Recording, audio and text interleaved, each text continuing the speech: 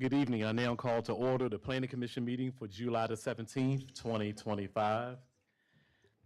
Madam Parker, do we have a quorum tonight? Yes, sir, Mr. Chairman, we have a quorum. All right, thank you very much. I know we are missing some, but we are glad that those who are here are here.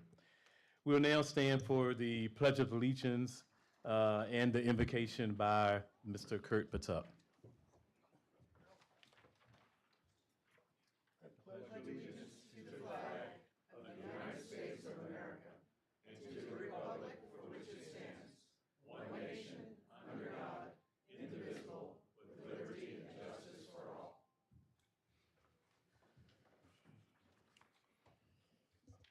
Most gracious God, thank you for enabling us to gather here today.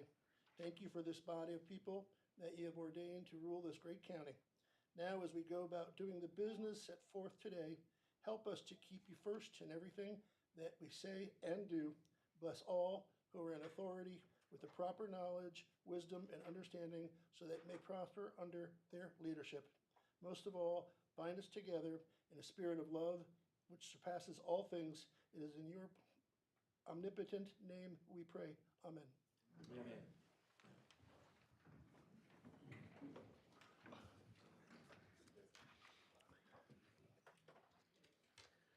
We'll now have the approval of minutes, the Planning Commission meeting, the regular meeting that was held on June the 17th, 2025. Has everyone had the opportunity to read the minutes from that particular meeting, and are there any comments, or is there a motion for approval? I've read and I'll make a motion for approval. I second it. And we can do a roll call. Mr. Cosby, Aye. Mr. Patuck, Aye. Mr. Kimmerly. Aye. Thank you. We will now have the director's report and any announcements from staff. Thank you, Mr. Chairman, members of the commission. I'm Jamie Sherry, Director of Community Development, and as the chairman said, I will be presenting in my report this evening upcoming planning and zoning related meetings. So at our Board of Supervisors meeting, which will be held on August 5th, there will be two public hearings. The first one is in District 4. It is an application by Travis Johnson for a conditional use permit to operate an unhosted short-term rental. The property is located at 207 Echo Meadows Road. In District 5, there's a conditional use permit amendment, an application by Benedictine Society of Virginia. They will be requesting to increase the occupancy of the school from 300 and 900 supervisors. This application is in District 1. The applicant is Norman Walter. He's seeking an exception to the access requirements of the subdivision. There's also two public hearings. In District 4, there's an application by Goochland County Board of Supervisors requesting an amendment to rezoning case RZ 2018-4 to remove access requirements for 4 lots on Pondview Lane. There will also be a comprehensive plan amendment in order to establish a technology overlay district, as well as an amendment to the zoning ordinance establishing a technology overlay district, and to decrease parking standards for data centers. On the screen, there is a web page that the county has set up. It's on the Planning and Zoning web page. You will be able to find it at the bottom if you're not able to access this live. There are two community meetings scheduled. Both are applications by Rogel and Marta Benson. They are both for conditional use permits for unhosted short-term rentals. The first community meeting is in District 1. The meeting will be held on August 11th at 6 p.m. on Fleming Road. 4700 Fleming Road is the location of the home that they want to have the short-term rental in. And then the second community meeting by the Vences is in District 5.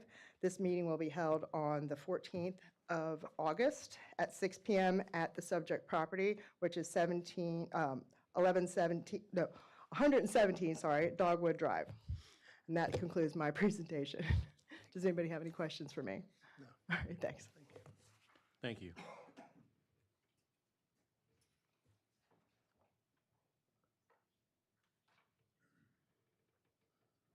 Our next item this evening is citizen comment period.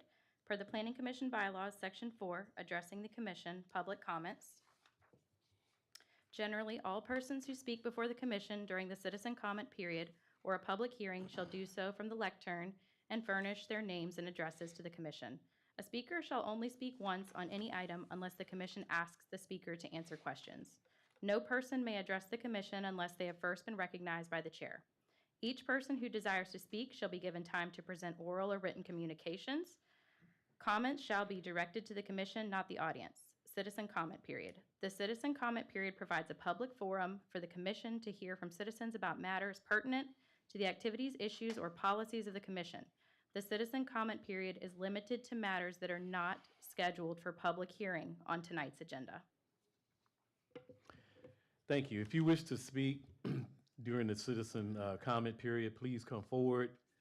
First and foremost, state your name, your address, and your address. You'll have 3 minutes to speak. You'll see on the podium that there are lights, those little globes. The green light indicates, of course, that you can go. The yellow light indicates that your time is running low. And the red light indicates that your time has expired. If there's anyone who wants to speak again on something that is not related to our agenda tonight, you're welcome to come forward.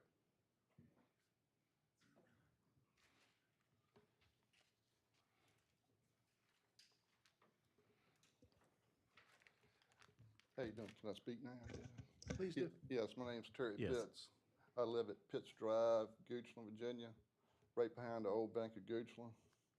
What I'm here today is, I'm having issues with water and sand and gravel. Every time a hard rain comes, it washes everything down the side of down into the culvert. And what it does is come down the creek and piles up down the bottom of the creek.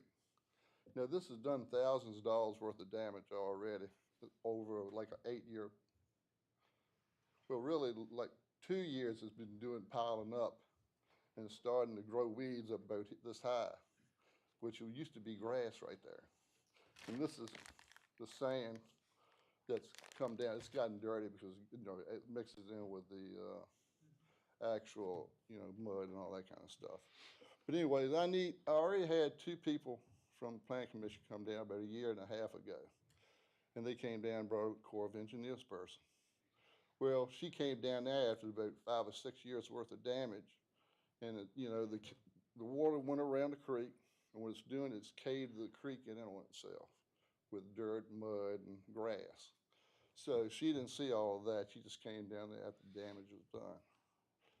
And what I need to do is, I need to dig it out about 3 feet deep and 2 feet wide, and that would help out greatly with the water come down there, and then I maybe get my grass back to normal like it should be.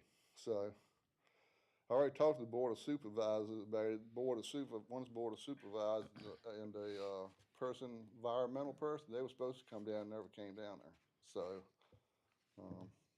I'm just coming in front of y'all to let y'all know what's happening and see if I can get something done. So, that's all. Thank y'all. Thank you. Thank you, sir. Anyone else?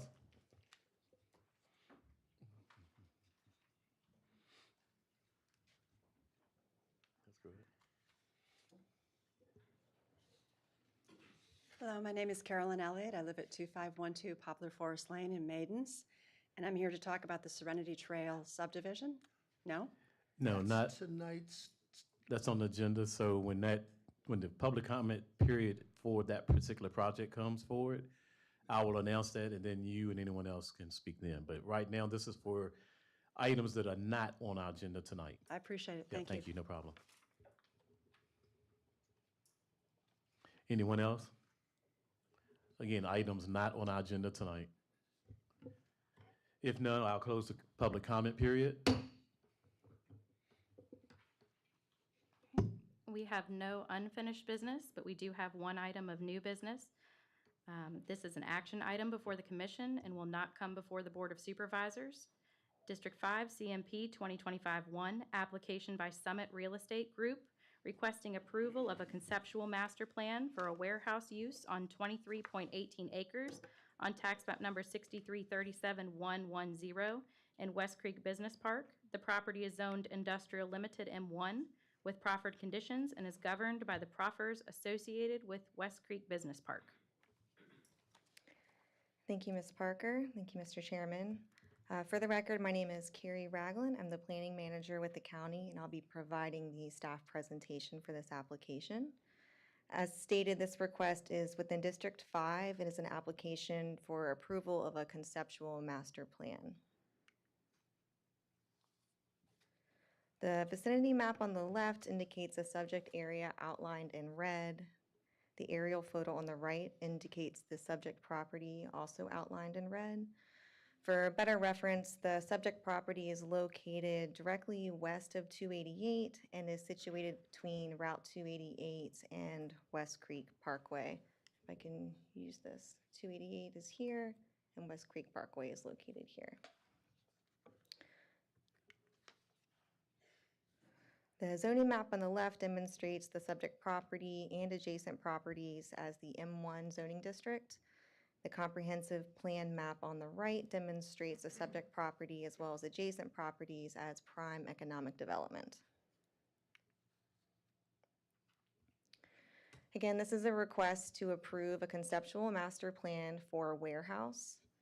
This is before you because proffers associated with West Creek Business Park specifically require Planning Commission review and approval of conceptual master plans within the park. Consideration of this application, as stated by Ms. Parker, this is an action item on the agenda and is not a public hearing. The current zoning, again, is M1, in which warehouse use is permitted by right within the district. Other proffers associated specifically with the West Creek Business Park include development standards for the site to include specific landscaping, road dedications, at least 30% open space on the properties, buffers against roadways, specific setbacks for building and parking areas. It requires underground utilities, as well as for best management practices associated with stormwater to serve as amenities within the site.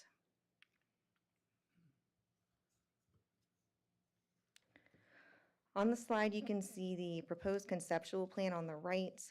I will show this in a larger format on the next screen, but I'll go over the details here. The plan demonstrates a single warehouse building situated near the center of the site with the main entrance on West Creek Parkway. An emergency access point is also provided, which provides full circulation around the building.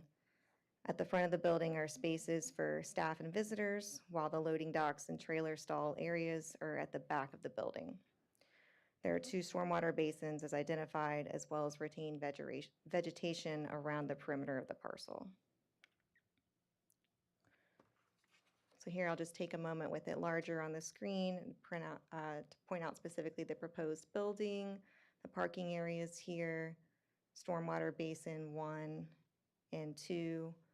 There is a main entrance point. Let me try this side. A main entrance on West Creek here, and then the emergency entrance is located here.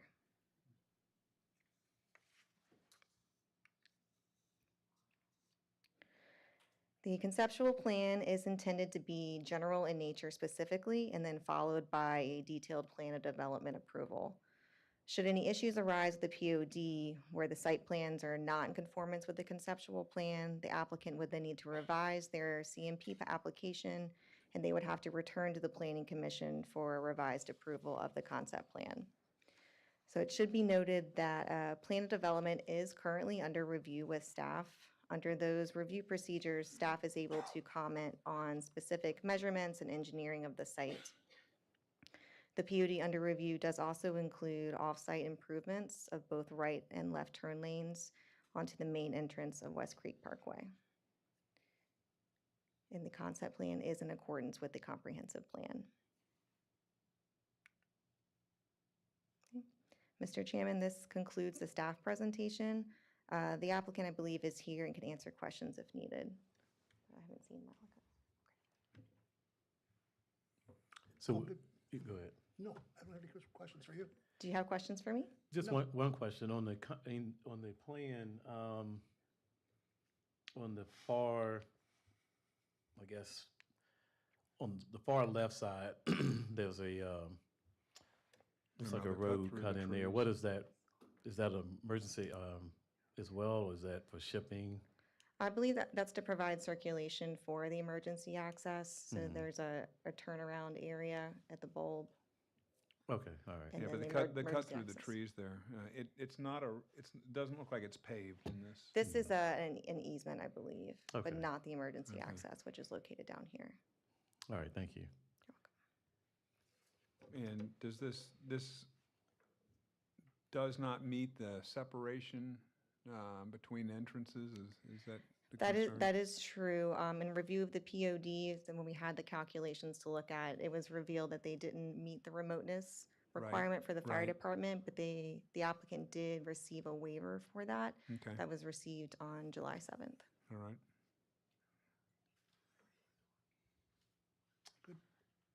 All right, thank you. Would the applicant like to speak on behalf of this particular project? Your slide should be at the end. Thank you. Good evening, Mr. Chairman. Good members evening. of the commission. My name's Malachi Mills. I'm with RK&K Engineering. I represent the owner, Brandywine Operating Partners, under the limited power of attorney, but also Summit, who's proposing to do the development. And Carrie, staff's done a great job presenting the case, so unless there are specific questions, I don't have much else to say. I will say that I think, Mr. Kimmerly, you commented, or Mr. Scott, about that one leg coming in. That is a water line easement. There's a water Okay. line stub that comes across from previously from, the West Creek development.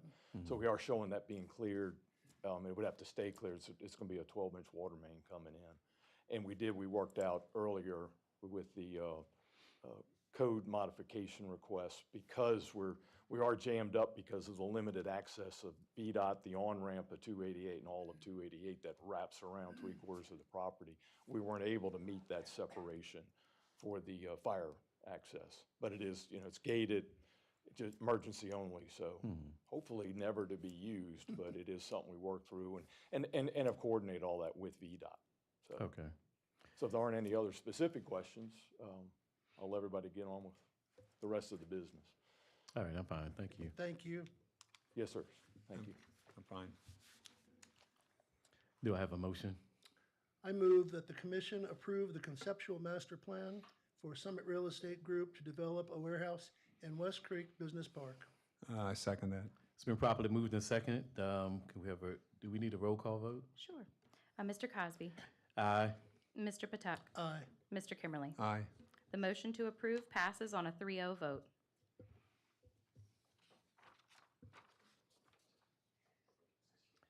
And we don't have any requests to defer this evening, no additions, deletions, or changes to the order of the public hearings. Our first public hearing tonight is in District 3, RZ 2025-2, application by Serenity Trail LLC, Project Serenity Trail, requesting to rezone 109.22 acres from agricultural limited A2 to residential preservation RP with proffered conditions at 2453 Maidens Road on tax map number 31-1-0830. The comprehensive plan designates this area as rural enhancement area. I would like to add, on behalf of Commissioner McLaughlin, who is absent this evening, I would like to read the following into the record of this Planning Commission meeting. Commissioner Jess McLaughlin, District 3, has a personal interest in rezoning 2025-2 Serenity Trail and hereby disqualifies himself from participating in the public hearing or any consideration of this project as required by Virginia Code Section 2.23112A and/or 2.23115F. Mr. McLaughlin is a real estate broker with Long & Foster Real Estate and represents a client who is interested in purchasing 2453 Maidens Road, Goochland, Virginia, the subject parcel of the above referenced rezoning application.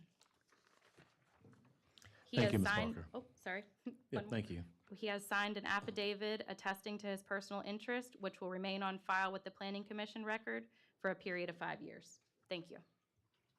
Thank you.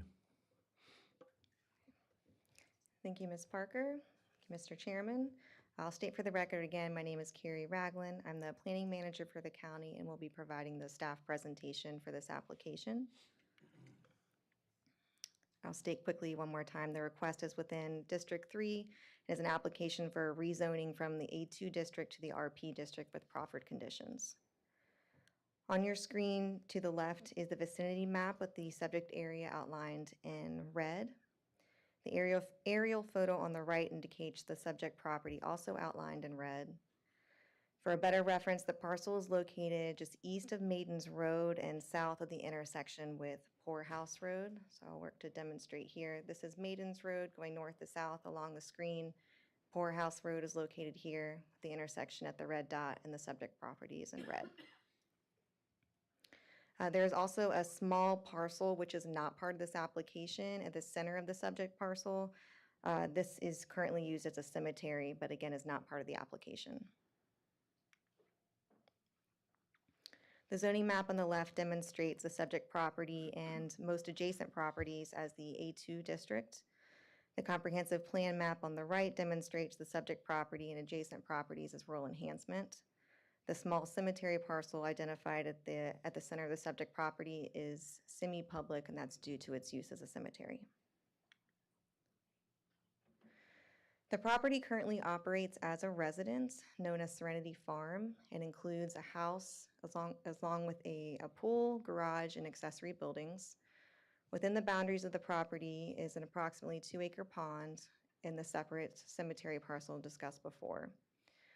The staff calculated approximately 40 acres of the property is open field and has been historically harvested for hay. The remaining acreage is forested along with wetlands and steep slopes. The view shed from Maidens Road is generally open field on either side of the existing driveway. And the photo on the right is taken from the edge of Maidens Road right of way, viewing east across the parcel frontage.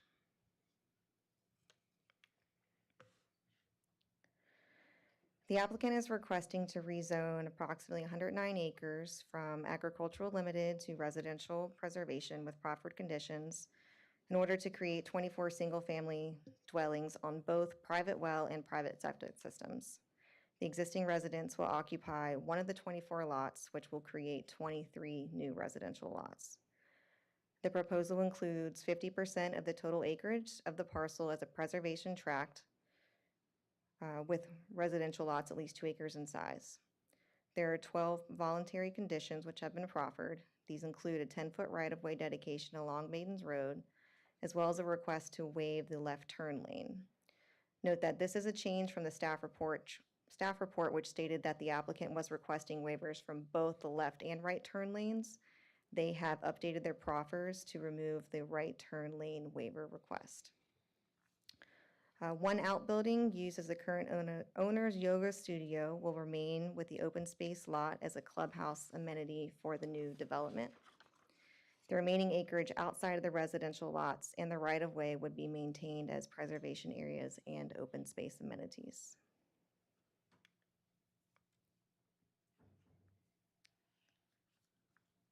This is an excerpt from the proffered rezoning plan, sheet 4, which is titled Conceptual Rezoning Plan.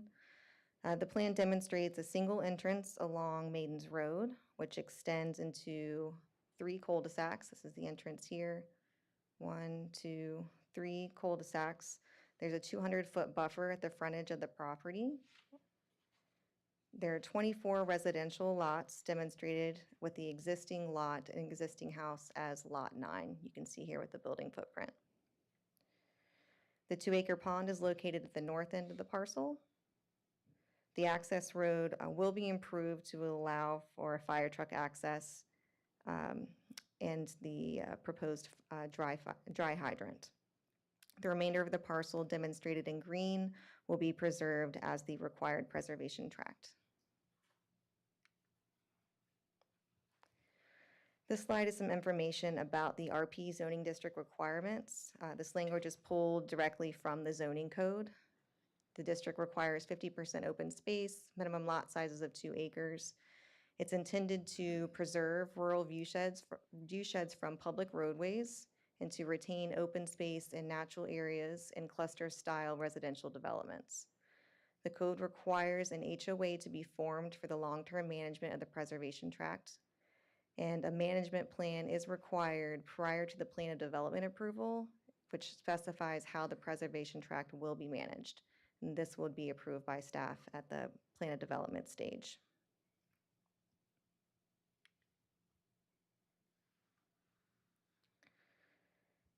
As noted prior, the subject property and all adjacent properties are designated as rural enhancement area.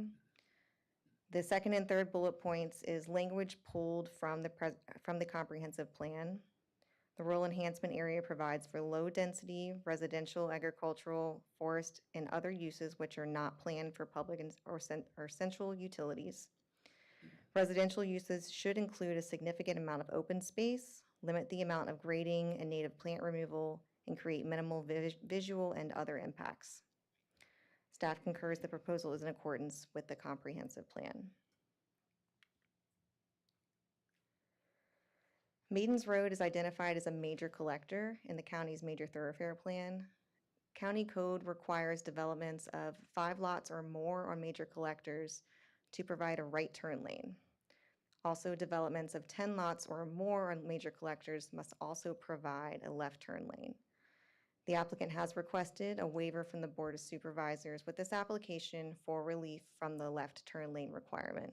Again, this is a change from the staff report, which requested both left and right.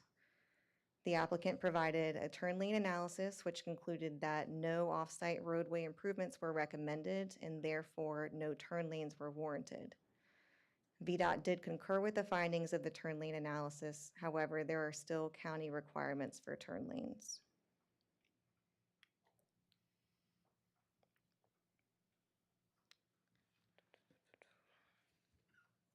For some perspective, the image on the left of your screen is taken from the approximate proposed entrance to the development, viewing north on Maidens Road. The image on the right of your screen is taken from the approximate proposed entrance to the development, viewing south on Maidens Road.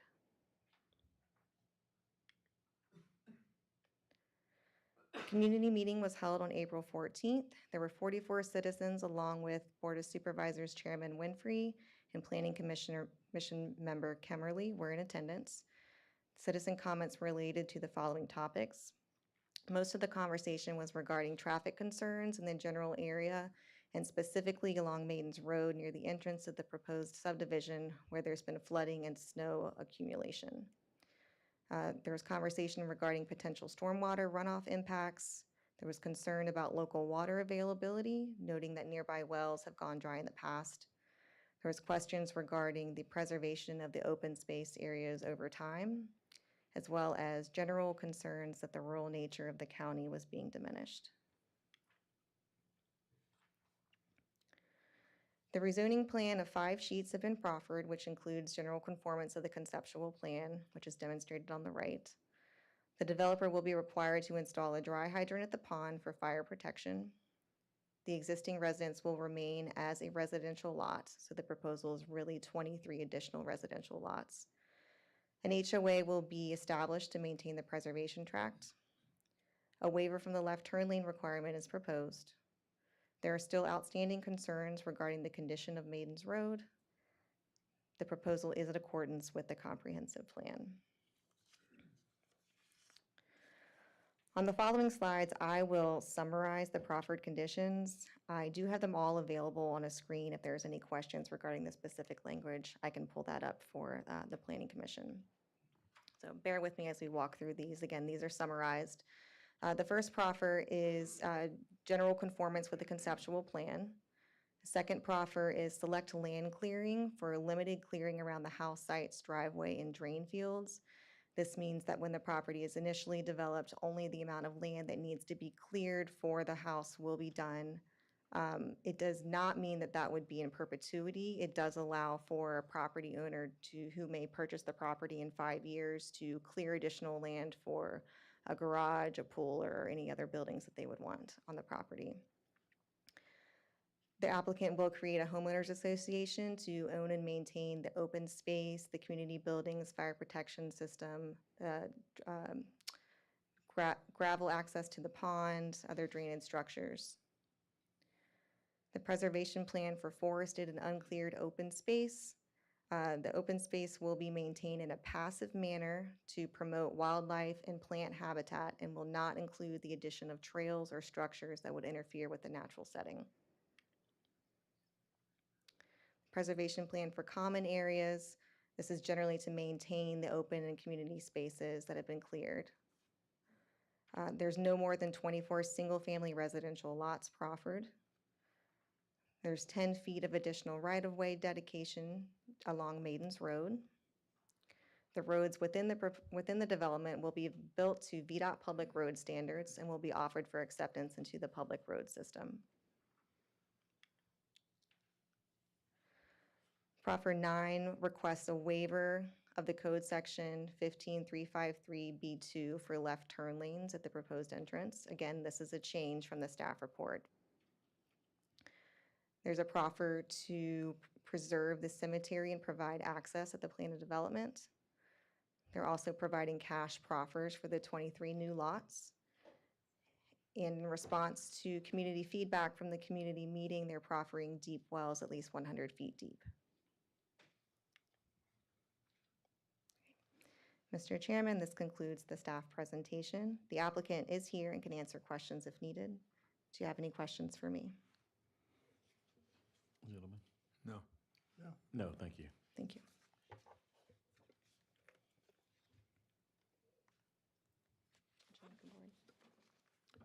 Would the applicant please come forward? Forward, back. Good evening. My name is Scott Courtney. I am with ARM Group. I am the civil engineer and the designer of the project, and with me tonight is Mr. David Jeanette, who is the project developer. I also have Mr. Carl Holtgren with me, who is a traffic consultant, who will also like to speak for just a couple of slides as well. One of the things I'd like to point out as we get started is the fact that, as Ms. Ragland previously stated, this meets the comprehensive plan. And I want to make sure that we understand that this is a very unique property. It is a very beautiful piece. If you have been out there or know it, you will also recognize that that one of the slides that Ms. Ragland showed was the very front where the 200-foot buffer is. That's really about almost 300 foot of property. And on the other side, actually that property drops off. Now, not significantly, but it's enough that as you're driving through, you're not going to actually see the homes that are back there. So that actually, as a natural landform, actually maintains the very rural character of the area. And so I want to make sure that we also appreciate that, because there's very, very little grading required for this particular project. One of the things that I'd like for us to kind of reiterate real quick are the community meeting topics. And there were 4 of them that I'd like for us to address.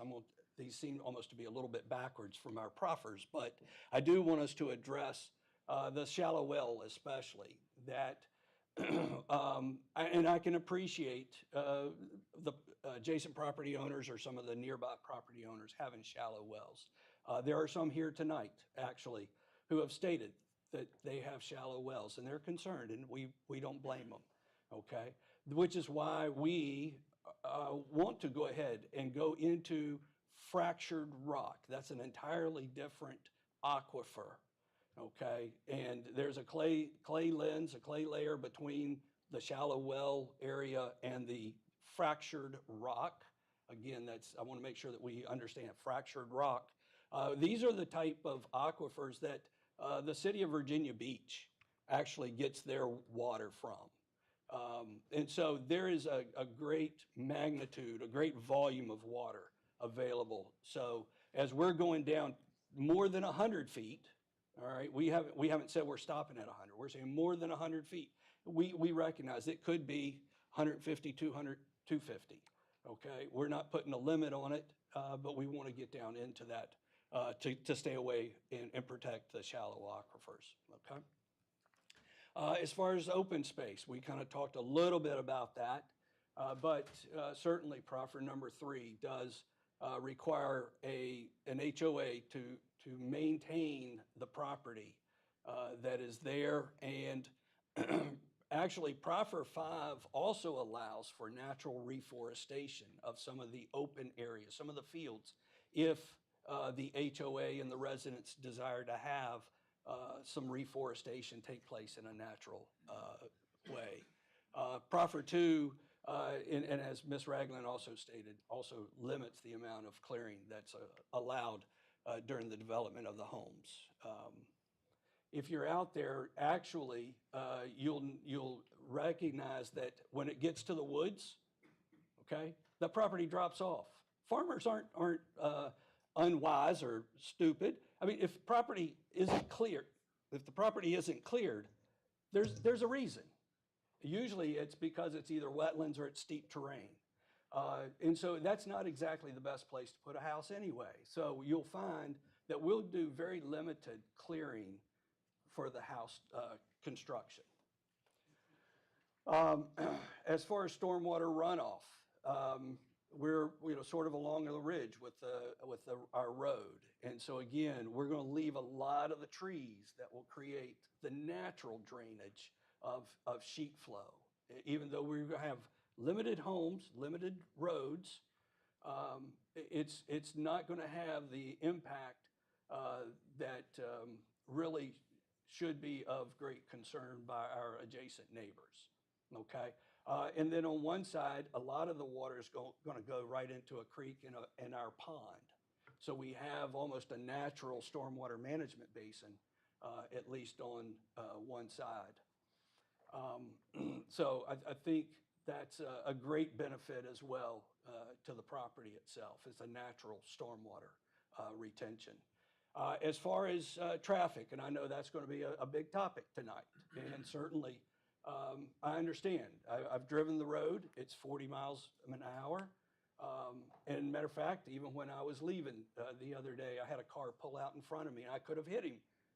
Fortunately, I was doing 40 miles an hour around the curve and was able to at least slow down in time to prevent that. So again, Mr. Holkern is going to be up in just a second to talk more about traffic and accidents and things of that nature. But let's look at the amount of traffic that VDOT has counted on that road. That's one car every 3 minutes. Well, actually, I happen to be out there today, and it seems like that's a long 3 minutes. I was waiting for cars to come through to take pictures of them. And so, yes, there's still traffic out there, absolutely. But it's not Ashland Road by any means. It's not Broad Street by any means, okay? But in this particular case, though, we think that a right turn lane is certainly warranted. Our concern is the left turn lane creating a left turn lane in this particular situation is going to be unsafe because the existing curves that are there, once you put in a left turn lane and its transition, okay, to get around that left turn lane is going to create conditions that are actually not within VDOT's design standard allowances. And so with that, we have a concern that that could create unsafe conditions, okay? I'm going to pause here. I'm going to let Mr. Holkern come up, make a few comments, and then we'd like to retain the rest for rebuttal, if you don't mind, please.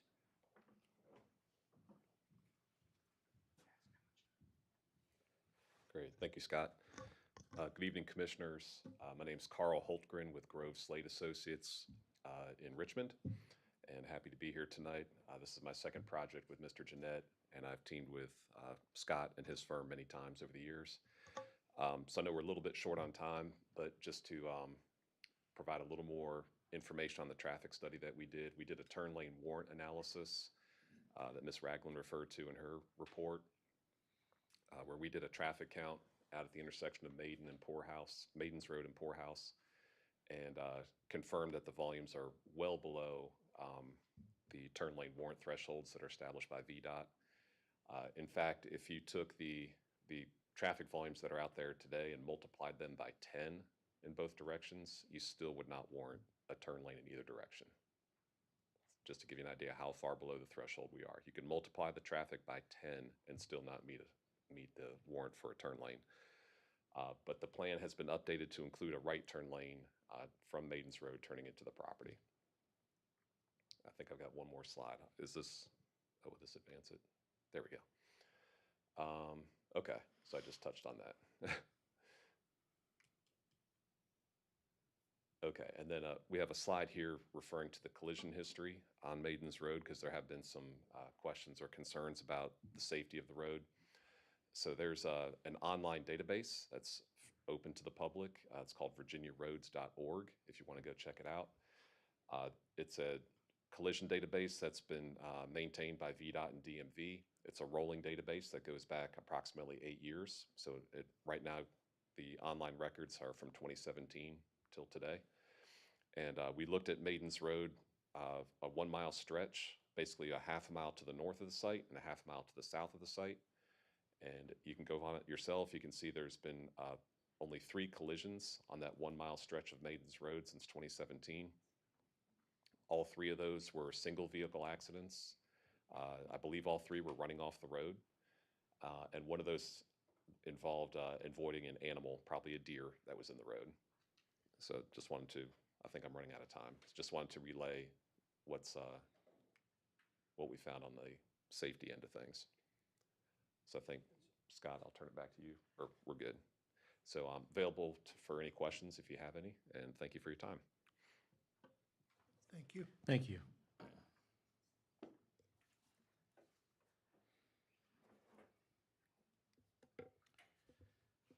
We'll now have the public hearing. Anyone who wishes to speak can come forward. You have 3 minutes. When the green light comes on, you will then speak. When the yellow light flashes, your time is diminishing, and when the red light flashes, your time is extinguished. Again, if you come forward, indicate your name and your address. My name is Carolyn Elliott. I live at 2512 Poplar Forest Lane in Maidens. And I was very interested to hear the presentation tonight. What we asked them at the last meeting was to provide a comprehensive water study, which they did not do. Instead, they said that they were going to put in deep wells. That's not satisfactory. Those of us that have lived in this area for more than 30 years want a water study to prove that this is not going to impact our water, and also the traffic is going to be a problem. But more importantly, I started my career in 1985 at a high school on Hull Street in Chesterfield County, and at that time, it looked exactly like Goochland. Now I go back there, and I can't believe it. And I'm so grateful to have lived here for 30 years and seen the efforts that we have made not to become Western Chesterfield County. There was a lawsuit many, many years ago that was filed by a developer, went all the way to the Supreme Court, and our county attorney, Andrew McRoberts, fought this and presented in the Supreme Court, and the discussion was, hey, you approved one subdivision, so you have to approve another one. In other words, there's a domino effect. Andrew McRoberts took it to the Supreme Court, and the Supreme Court of Virginia said there's no domino effect. You have the right to approve or disapprove of developments, and we are asking you tonight to please stop what's going on and please halt this. Those of us that have lived here, love the rural area, you know, I don't even consider myself a native because so many people have been here for generations and generations. We're worried about the water, we're worried about the roads, and we're worried about the impact on schools and everything else. So I'm asking you tonight to please deny this proposal. Thank you for your time. Thank you. Thank you. Anyone else? Mr. Chairman, members of the commission, Madam Council, Madam Secretary, my name is Ben Sloan. I reside at 2052 Maidens Road, Maidens, Virginia, 23102. And Mr. Chairman, if I may, I'm something to put in the record and also pass out. I rise in opposition for this development and ask for, at best, deferring or disapproving based on two principles. One is the issue of safety. What you have before you is the number of accidents that have occurred on Maidens and Fairgrounds Road. You'll see a dramatic increase, and Maidens ties with Broad Street Road and 288, which has a much higher flow rate, but also much better capabilities. And you'll see also below that, Oilville and I-64 is the second or third, depending upon how you want to count on that. We're adding more traffic to both those cases. So we're going to have more traffic at Maidens Fairground, and we're going to have more traffic at Oilville, because that's the nature of the junctions of where people will be traveling down Maidens. And I will state 15.22283, the purpose of zoning ordinances does say, in part, zoning ordinances shall be for the general purpose of promoting health, safety, or general welfare of the public. And it also references back to 15.22220, which is the declaration of the intent for the legislation. And it says, it also is to improve public health, safety, and convenience and welfare of the public. I will suggest to you, as it stands right now, this is not going to promote that health and safety of the public, only because of the fact that we have roads that are outdated, and we have an intersection that is tied for the worst intersection for accidents. And this information, by the way, comes from the sheriff's office, and it's reported every year. And you can see the dramatic increase of what's happening because of all the new developments that are here and the developments that are not even in place yet. And I'm referring to the new development that's going to be at Fairground Road and also Rural Hill. And as my last issue, to kind of co-join with the previous speaker, we do have a water problem, and there are wells that are dry. We have over a 100-foot well, but neighbors next to us that have deep wells, and also down off of Fairground have deep wells that have had wells run dry. I would ask that the commission ask for a hydrological study to be performed by the county, and also to stop any development in this area. Thank you very much. Thank you. Anyone else? How y'all doing? My name's Chris Jones. I'm a 30-year resident. I live at 2593 Wild Creek Drive, which is the gravel road right before this farm, where the Serenity Farm is. What I come to you is not with an engineering degree. I come with you with 30-something years of experience living on Maidens Road, the closest probably one to the farm. I like the engineer study at Poor House in Maidens. It's funny because all the traffic comes by my house, Wild Creek Drive, coming from Maidens, like he stated, coming down from Fairgrounds, Poorhouse, Hawktown Way. So the study that they did, I don't consider it very accurate on the car count. I will say that, yep, there might be a time where there might be a little bit of time before you get a picture of a car coming, but you need to be there more than just 10 minutes to get these pictures. The road, the shoulders in front of my house on the road have already dissipated and fallen into the ditch. There is no shoulder. There is no correction. When you run off the road, you're going to crash. When we crash, there will be injuries. Trust me. The water study, the water shed off, for those of you who only show up when it's time to do a study, do not know all the water that pools in the bottom right in front of this farm in Maidens Road and floods that regularly. The signs go up all the time. Every time the storm comes, high water, roads flood. It actually does that in front of my house. The ditches need to be pulled. What are we going to do to fix the water runoff? I know that they have the watershed in the back. The watershed on the road front where all the traffic is where the hazard is. Another thing that I haven't even heard anybody, 3 times in the last 6 weeks I've lost power. 3 times in the last 6 weeks I've lost power. Thank God I can afford to put a standby generator in. What are the upgrades that are going to be to get the power grid right to support this subdivision? I know that probably the new subdivision will have buried underground utilities. Great, but we got to feed it to get it there. I'm a 37-foot deep well. 37-foot deep well. When they drill and tap and my water goes away, what recourse do I have? what recourse do I have? Who do I go to when I need water? Because last time I checked, if you go get a well drilled, they're 6 weeks out minimum. Do I have to live without water for 6 weeks? What are we going to do about that?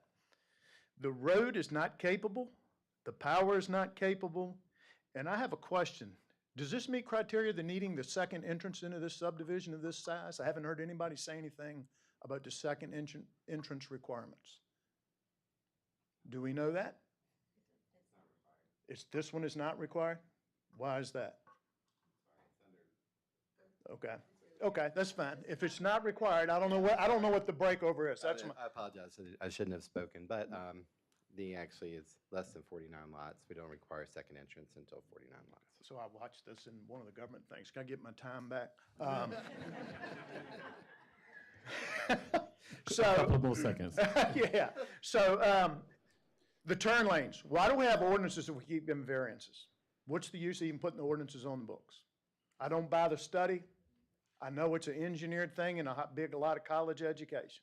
However, living on that road, we need, if you're going to do this, and I have no doubt that you're going to do that, we need all the turn lanes and all the road modifications. With these road modifications, maybe we can fix that drainage problem at the bottom in that dip where all this nice 200-foot proffer is to hide this subdivision. So I think you're going to do it. I don't think there's any way around it if it does meet it. So you got a lot to look at. The wrecks are on the people that approve this thing, and the injuries that occur to it is going to be on the people that approve it. Thank you. Thank you, sir. Anyone else? Go ahead. I'm Karen Hansen, and I live at 2330 Twin Creeks Lane, which goes on to Maidens Road, and it's just down from the vet clinic. I will tell you, I've lived in that house for 9 years. I've lived in Goochland for about 30. If I can help it, I do not turn left out of Twin Creeks. I do not cross over or drive on Fairgrounds Road. It's too dangerous. I live right there. I see all the accidents. I have 2 vehicles, one a passenger car, and then I've got a big 350 Ford Transit with the wide mirrors. So every time that my mirrors get hit on Maidens Road, I'm not making a police report. It just happens. When you have 2 vehicles on a road that's not wide enough to be striped, that happens. So whatever traffic studies are done and that says there were 3 accidents, I can tell you that my mirrors have been hit 3 times, and they're not included in that. I turn right out of my driveway onto Maidens Road. I go down to Hawktown and go Camelback out. I have people passing me on that area where this subdivision is going to be built because I'm not going fast enough, because I won't go over 30 miles an hour on that road. That road's dangerous. And if you're going to build this subdivision, which I think is going to happen, I think that you have to fix the road first. There's way too many accidents in this county. And I worked in Innsbrook when the mall was being put in. And, you know, all the things that Henrico County said we don't need to do to have Short Pump Mall, they're now having to do, talking about putting, you know, the exit off of 64 for the mall. When you look at on 64 how many accidents happen there, well, this is the kind of stuff that's happening on Fairgrounds Road, and that's happening on Broad Street, and that's happening at the Oilville intersection getting off of 64, because we're growing way too fast and we're not taking care of the infrastructure. And I'm like the other people that say that, you know, my electricity goes off. If God sneezes, my power is out. And on my road, because of the way the power lines go, I'm one of the last people that gets their power put back on. Before we do this, let's get the infrastructure right. Thank you. Thank you. Anyone else? Yes, Mr. Chair. I'm Barbara Sloan, and I live on Maidens Road. I've been in Goochland for 33 years, been on Maidens Road for 22 years. I have also been one of these accident statistics. I was hit head-on Fairground Road, had significant injuries, lost a baby, and totaled a car. So I would not recommend an accident for any reason to anybody, and I would say that this is, there are accidents waiting to happen, they're going to happen, and yes, indeed, if this is approved, it is on you, because it, not only will it be on Maidens Road, I mean, a collision study half-mile each way on Maidens Road is irrelevant. It's what's going to happen on Maidens, on Poorhouse, and Fairground Road. And we, as we watch the trees come down on Fairground Road for 49 houses, I don't understand the logic, because there's, you put 24 more homes on Maidens Road, that's a minimum of 48 more vehicles probably, conservatively speaking, per day. Not only do the vehicles end up in the ditch, and we've had many in front of our house, in the ditch. They take out mailboxes, they take out property. I mean, it's all kinds of stuff going on that doesn't get reported. So I can tell you that a 2023 vehicle count, I also, in my opinion, is irrelevant, because so many more people have come in the last 18 months. You spend one full day at the corner of Maidens and Fairground Road, and you will know what we're talking about. It's insane. Try to make a left turn on Maidens, onto Fairground Road off of Maidens, and you're going to have a good wait. And if you go, or if you're during rush hour, what we have now in Goochland, we never used to have one, but now we do, it can take you up to 5 minutes, and I'm not kidding, to turn. So the right-of-way, I don't know how long that will go, but you can't get two full pickup trucks on Maidens Road next to one another unless one goes halfway into the ditch. The turn there by Serenity Trail is extremely dangerous. You can't even see where you're heading. So I don't believe, and I don't throw up my hands and say, oh, you're going to approve it, because I don't think you are, because you shouldn't. We moved to Goochland for a reason. We love it here. We are seeing it, in my opinion, slowly being chipped away and destroyed, and we want to stop it, and we want to stop it with this one. So please reconsider and vote no. Thank you. Anyone else? May I bring you some paperwork? I'm Andrew Blake. I live on 2500 Juniper Lane with my wife Ellen, and she has a little something that she wrote she wants to read. I'm focusing in on the preservation plan. I'm going to take this opportunity to speak about the proposed zoning case for Serenity Trail LLC. If this property is to be developed with the intention of creating a preservation area of 54.6 acres to meet the requirements of rural preservation rezoning, I respectfully request a true conservation easement on those 54.6 acres to be required. I researched who holds conservation easements in Goochland County and was referred to Capital Region Land Conservancy by the Virginia Department of Historical Resources. By having an accredited land trust record,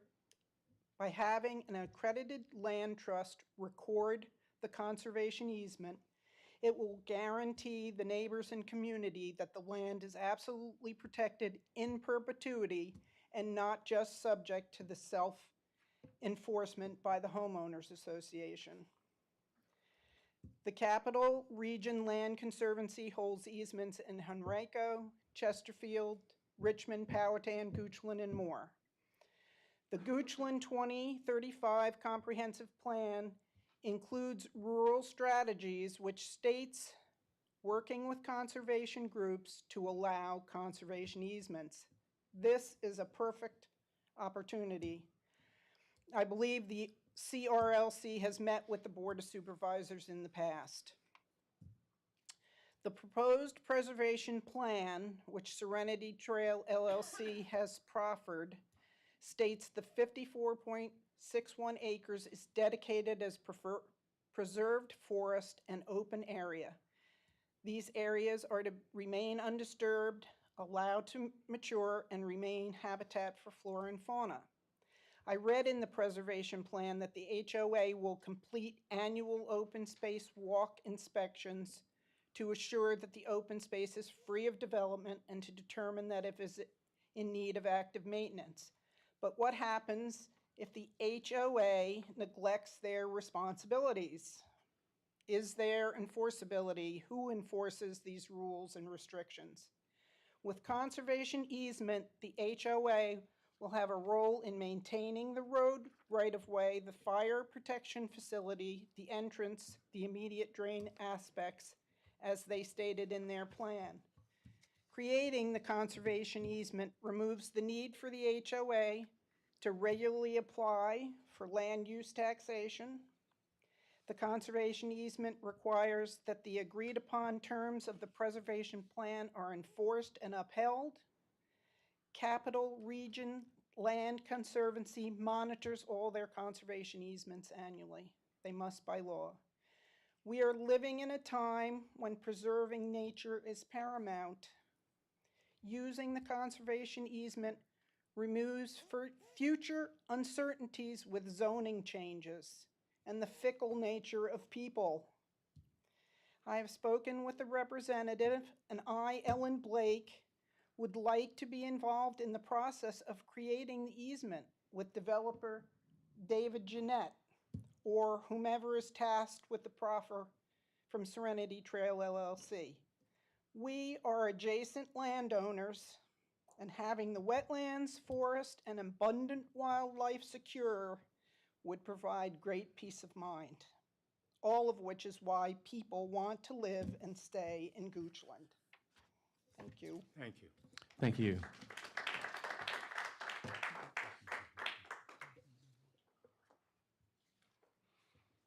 Anyone else?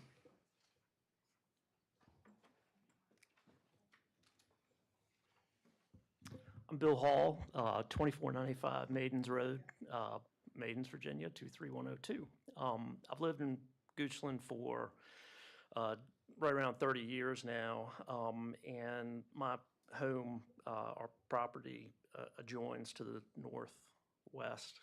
northeast actually, of this particular proposed development. I would reiterate what we've heard from a lot of different folks here today. Maidens Road is very narrow. There's no center line. It's a twisting road. I would concur with Mr. Jones that the area in front of the property, Serenity Farm, regularly floods. And we regularly see the orange signs go up. Sometimes it's flooded and the orange signs don't go up. But it's poorly drained as it is now.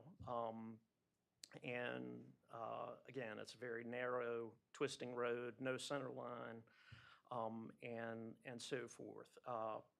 Another thing I'll mention is that the intersection, our driveway is directly across from Poorhouse Road.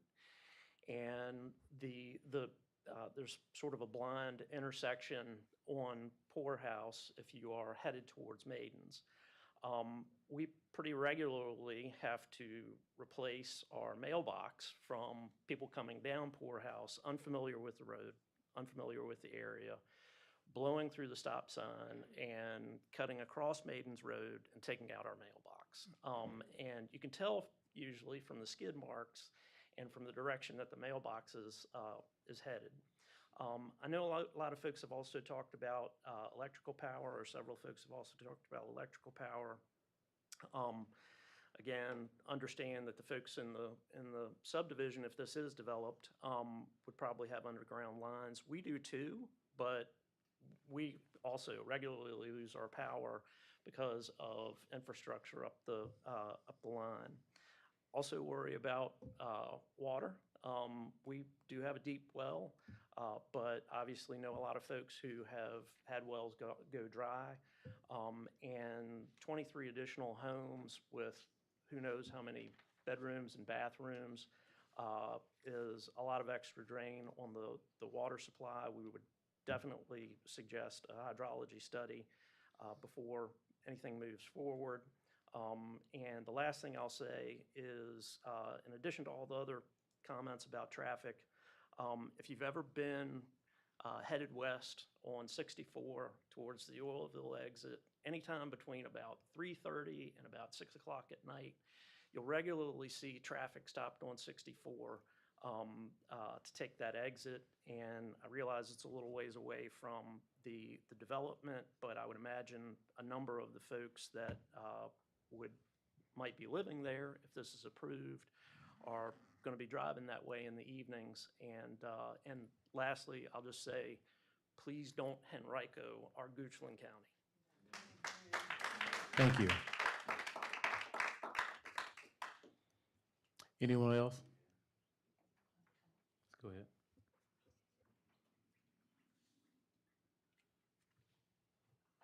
Hi, my name is Jane Henderson, and I live at 2575 Maidens Road. And I would just echo and encourage you, as the others have said, to reject the traffic study.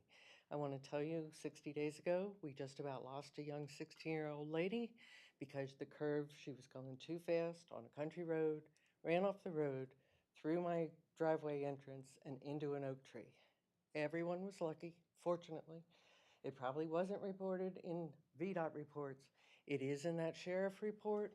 Please read it and please expand what you're looking at. If you're heading out from this new development west to 250, which hasn't been talked about a lot tonight, that road goes like this every day and is just as narrow and has lots of accidents. So they need to be included in what you're thinking about. And other than that, I just echo everything else that everyone says. Thank you. Thank you. Anyone else? Yes, ma'am. Come on.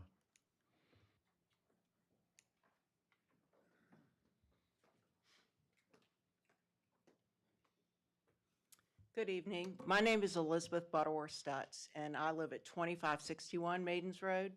I have a parcel of about 106.5 acres that is directly contiguous to this development. I haven't prepared anything formally to speak to you all tonight. I'm not going to stand here and say that I think you should definitely reject this proposal, but I do think that it needs a lot of thought, and it needs more thought than has been put into it. First of all, about the wells. I have 3 wells. We have 3 wells on the property. Two of them have gone dry at different times. And so I think I would like to have more, to have some information that I could actually look at, that somebody has studied, to say this is where this aquifer is, having it this much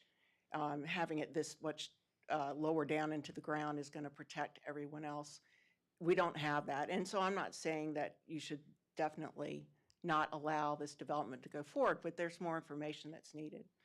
The second thing I'd like to bring up is about the roads. First of all, as Bill Hall mentioned, the intersection from Oilville and 64 is ridiculous at work, at 5 o'clock. And the traffic study, it depends on what time of day and what time of year that you're looking at our traffic in Goochland. We have a lot of people who commute, and depending on what time of day you're trying to get off at the Oilville exit, it could take 1 minute, it could take 20. I've sat there for 20.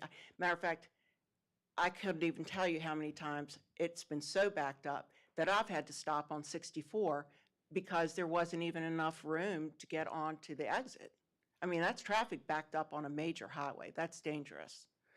Now, I realize I don't do property law. I am an attorney, and I have not researched this, but I have talked with Tara, who is a friend of mine and colleague of mine, and the county attorney. And I know that the developer can only be required to do but so much with the roadway that's right in front of where the development's going to be. But VDOT, you all have pull with VDOT, and there are improvements on this road that are needed. We don't have any shoulders. I happen to know that this statistic about the accidents on Maidens Road is not accurate. I have personally had to replace the pasture fence on our farm 4 different times from accidents where people run off the road.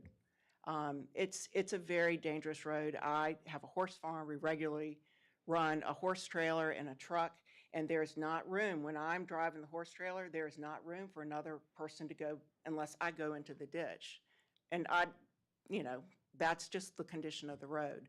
And furthermore, the intersection between 250 and Maidens, which is actually Pony Farm Road, and it turns into Maidens Road, is extremely dangerous. When you're waiting to make a left-hand turn, you can't see the traffic coming up over the hill. And I've called VDOT about it probably 3 times over the years.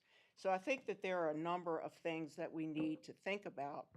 Not saying that we don't have any development, but if we're going to have development, let's make good use of our time and make sure that it's done correctly. Thank you. Thank you.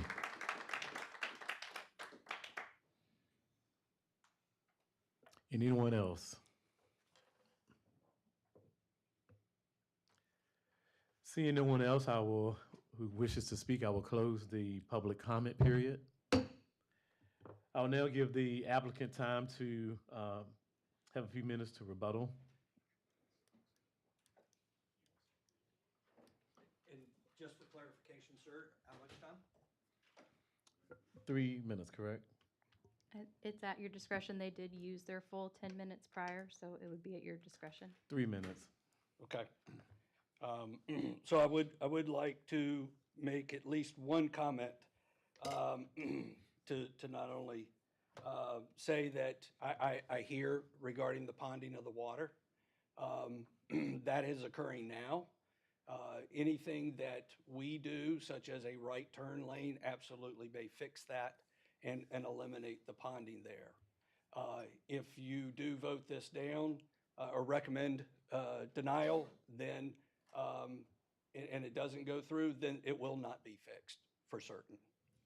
So with that, I would say let's see about getting that fixed, and then I'm going to turn it over to Carl for some comments as well. Yep, thank you, Scott. So just to respond to a few of the traffic-related items that were brought up. Number one, the turn lane study that we did was done in coordination with VDOT. VDOT reviewed it and agreed with the way we did it and our conclusions. So it was, I'll just leave it at that. No one is saying that Maidens Road is a great road, a perfect road. It is a narrow road with curves in it, there's no question. When it comes to safety related to the driveway of this proposed neighborhood, it's the responsibility of us as the designers to make sure that the residents, as they leave the neighborhood turning onto Maidens Road, to ensure that they have adequate sight distance in both directions on Maidens Road. And that is the case. You saw the pictures in the staff presentation. As long as there's adequate sight distance in both directions, then it's really up to the driver to make a safe decision. But we've done all we can to make that intersection as safe as possible. I heard a lot of comments about collisions that aren't in the database or haven't been reported. I mean, the database only reports or only shows the reported collisions. So if there are unreported collisions, they're not going to show up in that database. And I was looking on my phone during the comments. I know the intersection of Fairground and Maidens was brought up a couple times. There is congestion there, obviously. I'll defer to staff, but I know that intersection has been looked at in the past. I believe there was a plan to put in left turn lanes on Fairground Road at some point. As I was looking here just now, it looks like a roundabout might be in the works there. The timeline is not determined according to the county website, but I know that intersection is being looked at for possible mitigation. So I just wanted to point that out as well for the record. And I think I'm out of time. Thank you. Thank you. You have any questions?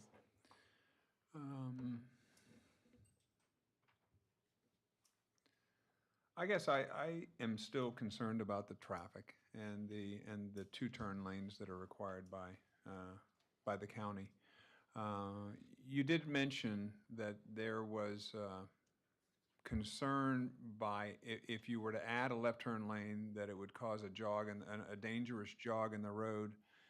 Did you look at expanding the road onto the property that we're talking about, or expanding the road in the other direction?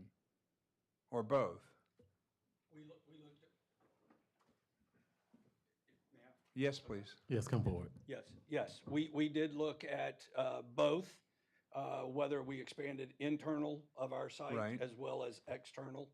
And certainly, the external does create a pretty significant situation there. Right, yes. And that is, even if we can acquire the right-of-way for that on the adjacent property. Mhm. Okay. All right, but if you were to expand 2 lanes, for example, into your property, that would not have as bad a jog? As bad, but it still does create a situation, and I haven't been able to fully vet that yet. Okay? Okay, But- it seems like that would actually reduce the jog that exists now by pulling the road towards your property. So it does, what it does, also ends up doing is affecting the right turn lane to be off of our property, potentially on both ends, because we've pulled it in so much that we've got to start creating a significant taper and transition several hundred feet back, and it ends up being on somebody else's property as well. Okay. And while you're here, the conservation requirement, is that going into law, or is it left to the homeowners association to maintain that conservation area? I'm afraid I don't quite understand your question All about right. going into law. I didn't get the handout, but it was a mention of an organization that does maintain the conservation Correct. requirements. And it's Capital Regional Land Conservancy. So maybe. Okay, so is this requirement to maintain natural area, conservation area, is that going to be left to the homeowners association to enforce, or is it actually going to be registered with one of these external organizations? Well, our initial, excuse me. Yeah, okay. I was going to interject to clarify. Okay.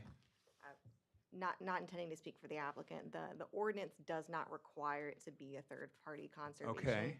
I realize that was part of the public comment, and that suggestion was made. Our ordinance does not require that, but it certainly is something that an applicant could proffer as a sort of third-party easement holder. Okay.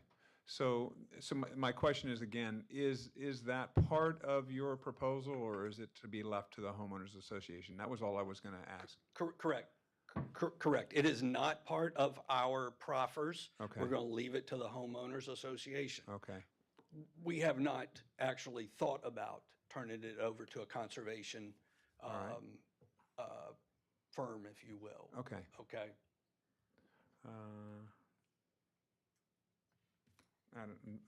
That's all I've got. Thanks. I don't have any questions. Thank you. Thank you. Do I hear a motion, gentlemen?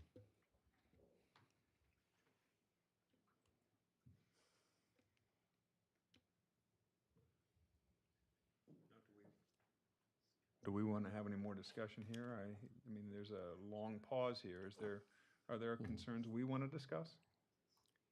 I don't at the moment. You, Kurt?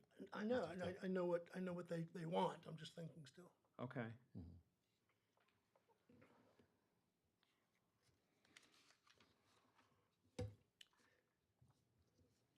Mr. Chairman, I'll make a motion. I move that the commission recommend approval of rezoning RZ 2025-0002 Serenity Trail with preferred conditions as presented. Motion has been presented. Is there a second? I'll second that motion. It's been properly moved and second. We need a roll call vote. Mr. Kimmerly? I vote no. And Mr. Patuk, your motion was to recommend approval? Yes. Okay. And Mr. Kimmerly, you vote against that motion? I do. Okay. Mr. Patuk? You're voting in Aye, approval? aye. Mr. Cosby? No. The motion to recommend approval is defeated. On a 2-1 vote, this case is tentatively scheduled to be heard by the Board of Supervisors September 4th, 2025. It moves forward with a recommendation of denial from the Planning Commission per Section 2.6.3 of the Planning Commission Bylaws and Rules of Procedure. Our final public hearing item tonight is in District 3, RZ 2025-3, application by Big Daddy's Oilville Office Land Holding Corporation LLC, requesting a proffer amendment to rezoning case RZ 1999 to remove the required screening for outdoor storage on 2.17 acres at 1164 Tri-County Drive on tax map number 4519024-0. The property is zoned Industrial General M2. The comprehensive plan designates this area as industrial.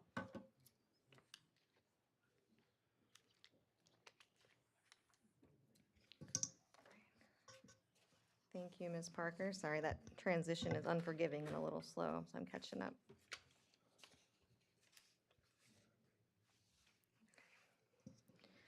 Thank you, Ms. Parker. Mr. Chairman, for the record, again, my name is Carrie Ragland. I'm the planning manager for the county, and we'll be providing the staff presentation for this application. As stated, the request is to amend existing proffered conditions on a single parcel within the Old Dominion Industrial Park. The vicinity map on the left indicates the subject property outlined in red. The aerial photo on the right indicates a subject property also outlined in red. For a better reference, this is an interior parcel within the Old Dominion Industrial Park, which is located north of Broad Street Road and is accessed by Triple T Lane. The zoning map on the left demonstrates a subject property and most adjacent properties as the M2 district.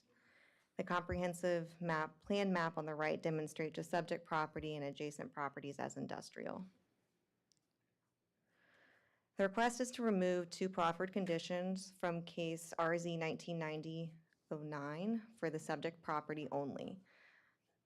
The first proffered, number 3, currently requires screening for outdoor storage. Proffer number 5 requires building approval of 2 individuals who are now deceased prior to development on the properties.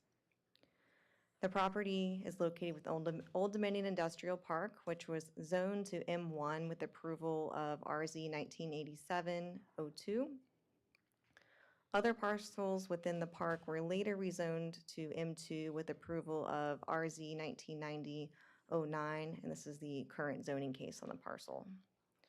The screening of outdoor storage was a condition for both the previous rezoning cases in 1987 as well as 1990. The applicant states that the proffers have been inconsistently enforced within the park. Prior to the purchase, the applicant was supplied with a zoning compliance letter which confirmed the screening requirements. Applicant purchased the property on May 30th, 2024. A plan of development was approved for a contractor's equipment storage yard to include an office building on the subject property on June 3rd, 2025. The POD demonstrates that the required screening can be achieved through a combination of vegetation and fencing.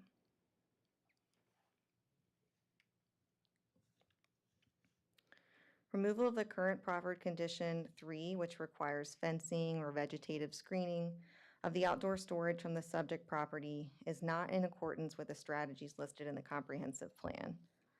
As outlined, the implementation strategies for commercial and industrial developments call for high-quality site designs and landscaping which encourages development. On the screen is a page of the overall plan from the approved POD. You can see in the white bubbled block at the rear of the property, which I'm outlining here, is the location where the outdoor storage use is proposed. The plan calls out an existing fence as a yellow line at the back of the property, as well up to the sides, and a proposed fencing in green line here. The note box pointing to the green fencing line states that the screening will be provided in the form of slats inserted into the chain link fence. That is, unless this proffer amendment is approved by the Board of Supervisors. The applicant held a community meeting on June 5th, 2025. The applicant reported that 2 people from a neighboring business did attend. There was discussion about the original developers of the industrial park. One attendee was supportive of the application and the other had no comments. Should this request not be approved, the applicant would need to address the outstanding screening requirements where the current landscape and fence screening is inadequate. Removal of proffer 3 is not in accordance with a comprehensive plan, as it does not promote high-quality architectural and site designs that are compatible with the area, and does not encourage landscaping that enhances the development. Proffer number 5 is no longer a validly enforceable proffer, as both gentlemen are now deceased. This slide and the following slide demonstrate the existing proffered conditions with proffer 3 and proffer 5 marked out as proposed by the applicant. There are currently 6 proffers. You see proffer 3 is marked out, proffer 5 is marked out. And this provides a clean copy as proposed by the applicant with those 2 proffers removed. The other remaining proffers have been renumbered. Mr. Chairman, this concludes the staff presentation. The applicant is here and I believe has a presentation as well. Do you have any questions for me at this time? No, thank No, you. Thank you. The applicant, please come forward. I think she's going to put yours up. You got it. Thank you. Appreciate it. Oh, my youngest had to leave because she couldn't handle staying out this late, but I have something from her still, so. Good evening. My name's Evan Weiner. I'm the managing member of Big Daddy's Oilville Office Land Holding Corporation. Had to find a creative name for this one. I'm here tonight as we're requesting a proffer amendment to remove the screening requirement as well as the developer approval requirement proffer. I'll start by saying, for those of y'all who don't really know me, I can get a little bit hot and colorful at times, especially with this. It's been going on for over a year now. So I've read these remarks to a few friends already.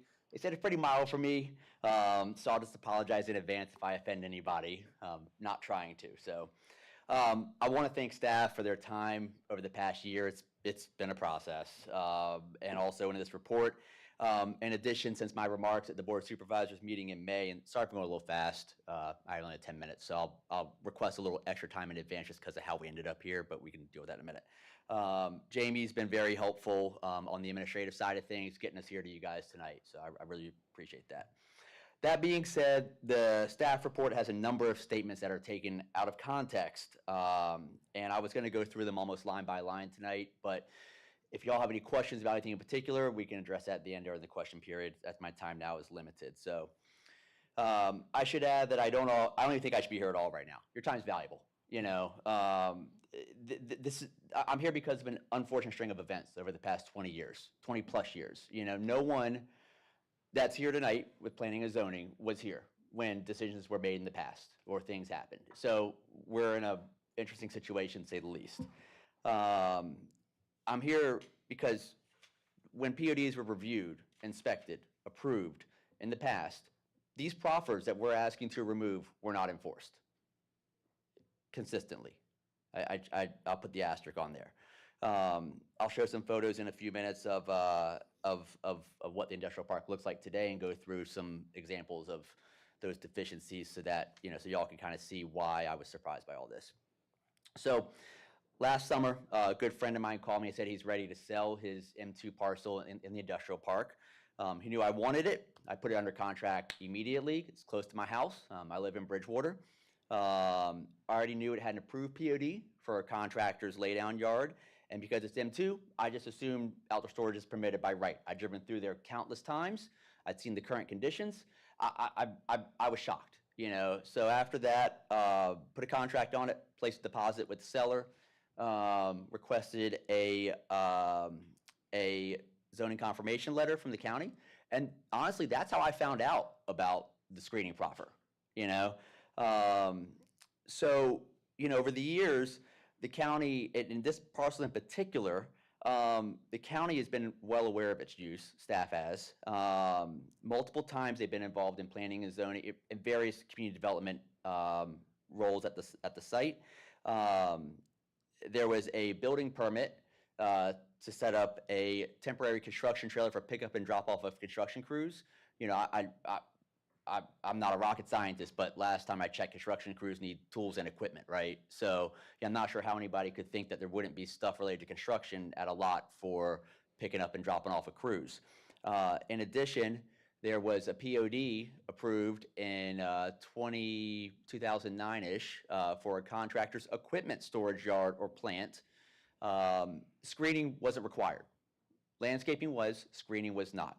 The parcel already had had a existing wood fence on half of two sides and the rear. There was actually a violation. Sorry, how did I go back? There we go. There was actually a violation a couple of years ago. Staff came out, required remediation of that fence. While there's already, 25 tractor trailers parked on this lot, which theoretically would require screening. No, in its entirety, no screening was required. So, hopefully you can understand why I would be shocked just looking at this one parcel about a screening proffer, right? So today, I think only one parcel in the industrial park is compliant with this proffer, okay? The violators include the county themselves with their bus garage. With the bus garage. You can see the missing screening as you look from Broad Street as well as from Val Park right there. And in addition, there's actually been a history of zoning violations related to screening at this parcel owned by the county. I actually filed a zoning complaint back a couple months ago to try to get the county to enforce it equally. Do to yourself what you want me to do also. Well, nothing happened, but there's numerous unregistered vehicles, trailers, storage trailers, and storage buildings. And previous communication I had with staff, the buses should be screened as well. So, it's a little bit of a double standard. So, sorry guys, I actually mixed up my pages, or my kids did, one or the other. They think this is funny, don't they? I'm missing pages. So I'll go through a few of these real quick.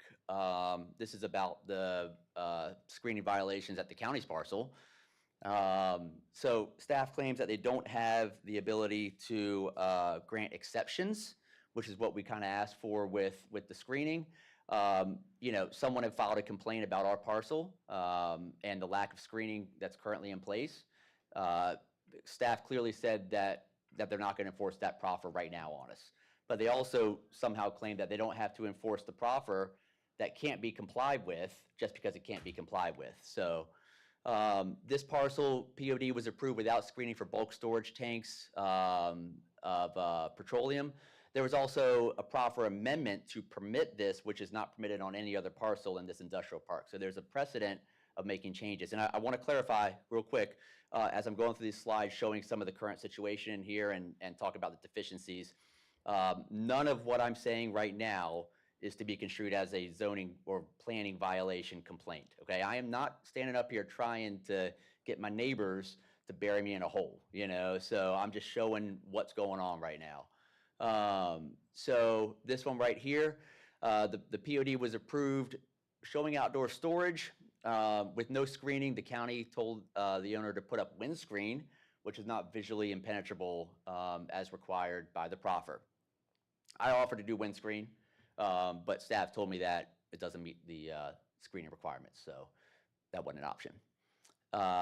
This parcel never had screening on it, ever. POD was approved without it ever being there. I don't know why you think this shouldn't be screened, Construction, another construction yard, no screening. More storage, no screening. More storage, no screening. You get the picture here. I mean, so hopefully you understand why this is so frustrating. This parcel, this is actually the parcel right behind me. We share a property line, right north to south, no screening. This is another construction company. Huge gap in screening, never there, okay? More outdoor storage. This is a different parcel. These are all different parcels, Okay, this is not like it's one particular parcel. So that kind of runs through that section of it. So, you know, it's important to me that I can be a family man and minimize my time driving to and from work, right? So I could buy land out in Midpoint. I could drive 30 minutes each way. This is 5 minutes from home. I shouldn't have to make a choice between driving 5 minutes or 30 minutes, because that 25-minute delta is time that I could spend with my kids times 2 every day, you know? They're here with me tonight. My parents are here. My wife left with one of them. And, you know, I shouldn't have to choose between talking to them on the phone because I have to drive and being able to just be close to home and be treated like everybody else. That's what this boils down to for me, you know, is treat me like everyone else has been treated. Give me the same, you know, let me do the exact same thing the exact same way, or make everybody else comply. But unfortunately, the way we're set up here in the county, we're complaint driven on zoning violations, right? And, you know, so what do? You know, do you make the new guy follow the law in a way that you haven't made anybody else force them to follow it? Or do you change the law? So that's why I'm standing here tonight, is try to change the law, basically, because that's what you have to do to proffer. You know, last night we're riding home from dinner. It was my now 6-year-old's birthday, the one that had to leave earlier. My oldest, she's 9. She asked what's going on. And, you know, this is how I described it. The county's making me do something that they haven't made anybody else do. I think that's basically what it boils down to. And I said, so I'm trying to change the law now. And her response was simple: that's not fair. So that's why we're here. My parents are here tonight. I grew up in retail. Do you mind if I run a little bit long, Mr. Chairman? About an extra minute, if you don't mind. It hasn't started I know. breaking grade yet. I know. You know, I grew up in retail. Customer service is king. You know, how do you take care of people, right? That's what it boils down to. It's simple basics. You know, so ultimately this case is about the county helping to make right on their mistakes from the past. The question you have to ask yourself tonight is, do you want to be business friendly and support growth? You might have to keep, it's almost done. You might have to keep going a little bit longer. Just finish up, please. Yeah. Thank you. Or do you want to stand in the way? Do you want to do the right thing? Do you want to make it harder for the new guy than it's been for everyone in the past? The county I remember from a couple years ago would be going overboard in support of this, the Goochland County I remember. Today, you can hear bits and pieces of what I've been through. It's been worse than a root canal. At least you get Novocaine for that, you know? So at the end of the day, you got to start somewhere to enforce the law, or you got to change it. So, you know, but the enforcement needs to be equal and fair and without prejudice or preference. And that's where we failed so far. I'm glad to answer any questions you may have. Thank you. Mr. Weiner? Yes, sir. Evan, please. I'm sorry. Mister's Evan. over there. I'd like to read a sentence from my package. Yes, sir. That states, the applicant purchased the property on May 30th, 2024. Prior to the purchase, he was supplied with a zoning compliance letter dated March 19th, 2024, which has confirmed the insufficient screening and the requirements for compliance with a new plan of development. Is that true? That is an accurate statement taken out of context. So what's left out of that is that I had a legally binding contract in place to purchase the parcel. So if you know, because I put the parcel in the I don't have the dates in front of me right now, but regardless, before I requested the zoning confirmation letter, okay, I put a contract on the parcel. It's a binding contract. You know, I placed a cash deposit with the seller. And, you know, then I requested the zoning confirmation letter, thinking it's just to dot the I's and cross the T's. You know, I was, having seen what I've seen in there, that's why I was so surprised. And we started a dialogue with staff immediately, trying to find a different resolution than this tonight, you know? Okay. So, you know, and you know, it is what it is at this point now. So, you know, ultimately, it's simple. We just want to be treated like everybody else. So, any other questions at the time, or do you want to circle back after comments, if anyone has any? No, that's good. Thank you.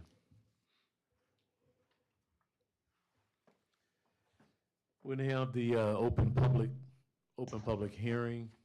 Again, you have 3 minutes to speak. Once the light turns green, you can start. When it goes yellow, Your time is getting close to ending, and of course, when it's red, your time is extinguished. If there's anyone who wants to come forward, you can come forward. Again, state your name and your address.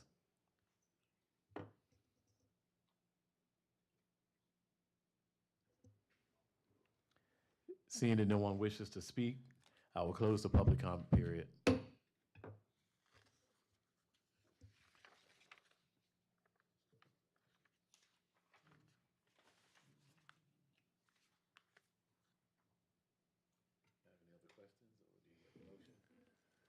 Well, I guess in terms of conversation up here, I don't know that this is the right venue for changing the law, which is what has been proposed here, that this is an attempt to change the law. And I haven't really heard any compelling reason why the county's requirements should be ignored, not that they shouldn't be enforced on other properties as well. And I believe they'll be investigating that. Am I right about that? Yeah? Go ahead, please. Come forward, thank you. It's my understanding, although Mr. Weiner did state he wasn't providing a formal complaint, now that it is on public record, I believe we are obligated to look into each of the parcels and see if there is indeed a violation for Okay. those. I just want to add to that. Sorry, not to toss Dr. Rayleigh under the bus in his first month, but Dr. Rayleigh and I did have a verbal conversation last night, just confirming that as long as I preface my remarks with the fact that the statement that these are not complaints, that it would not be considered a complaint. All right. So. All right, well, again, this is a county where enforcement is complaint-based. I'm fully aware of that. And if there is not a complaint, until there is a complaint, then I guess we let those neighboring properties be the way they are. But I don't hear a compelling reason other than that why we would ignore the current requirements of the county that you were aware of. If you want to, so I think what I would say to you, Mr. Kimmerly, is that I understand we're complaint driven, okay? Right. This issue, I want to be clear, this is not because folks came in, did PODs, showed one thing on their POD, and did something else. In general, there are definitely some little small things along those lines, but as I highlighted in my slides, this is something where staff failed to require folks to comply with the proffers when they were involved. And on this subject parcel in particular, staff was involved from a CD standpoint on 3 separate occasions and never noted any deficiencies in the screening. I'm sorry, any violations, or what's the right word? Staff never indicated that the screening was insufficient in terms of screening the property, because I don't think staff, and again, no one that was involved is here tonight, but staff didn't realize, I think, that this proffer existed, because outdoor storage is permitted by right without screening in M2. And so, as an honest mistake, staff never enforced that when they were reviewing PODs or when they were doing an inspection for a screening violation on this exact parcel. So, I had hoped to have a little bit of this discussion with y'all prior to tonight, because it ultimately boils down to an unfortunate string of events, and there's always opportunity to do better. Sure, I could have backed out of the contract. I could have forfeited my deposit. I could end up in court over this with the seller. Yeah, he's a friend, but business is business, right? Or staff could have caught the proffer when they were reviewing, countless PODs and enforced it.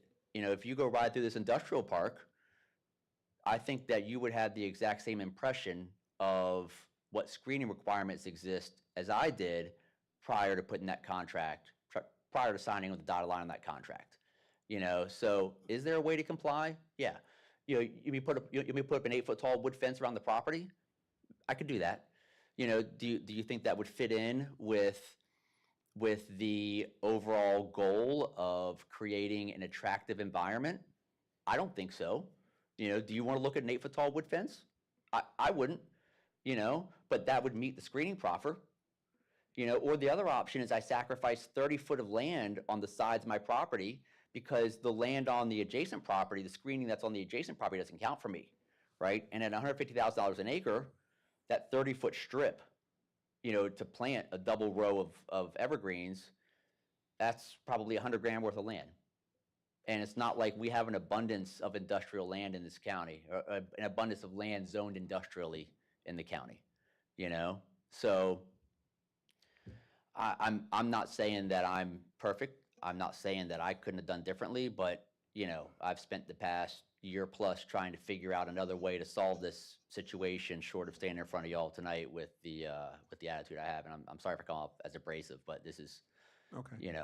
All right. These grays are because of this. Thank you. So, All right. problem. Anyway, that's my concern. I don't know if there's any other discussion up here. No? All right. Being no further discussion, is there a motion on the floor? Well, based on the information in the staff report from the public hearing, I move that the commission recommend denial of rezoning RZ 2025-00003 Big Daddy's Oilville Office Land Holding Corporation LLC with proffered conditions on the grounds that it's not in keeping with the, it's not in compliance with the comprehensive plan. That's I second. Mr. Chair, may I correct one thing? Yes, go ahead. Mr. Kemmerly, did I understand you to say rezoning because I believe this is a proffer amendment? And I just want to make sure we're voting on the right thing. All right. Well, it does say. Says rezoning. It does say It says rezoning. rezoning. Okay.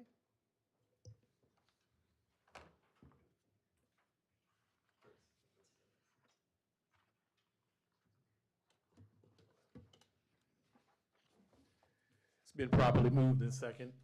Can we have a roll call vote, please? Yes, sir. Mr. Cosby. Aye. All right. Mr. Patak. Aye.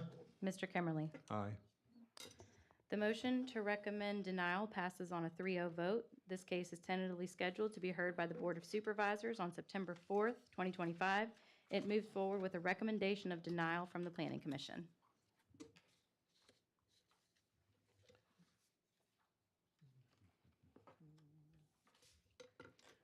If there's no other business, I will call this meeting adjourned.